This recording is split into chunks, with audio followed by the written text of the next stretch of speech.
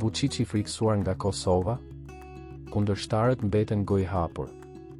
Beograd, 20 shkurt 2026, një deklaratë e papritur e Aleksandar Vučić ka tronditur gjithë Ballkanin.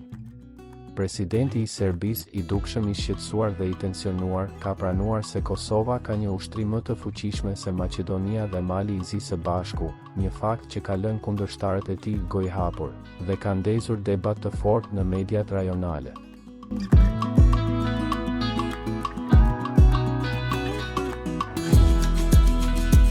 Në një intervistë të rrallë për publikun, Vučić theksoi se Serbia është e përgatitur për çdo sfidë, por tonet e tij të zbehta dhe shikimi i shqetësuar kanë lënë shumë të dyshojnë. A është presidenti serb i trembur për fuqinë e fqinjit të tij?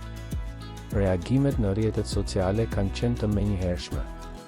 Shumë analistë politik dhe ushtarak paralajmërojnë se kjo deklaratë është një alarm i qartë për tensione të mundshme në rajon, ndërsa disa komentues e shohin si një moment historik ku fuqia e Kosovës nuk mund të injorohet më.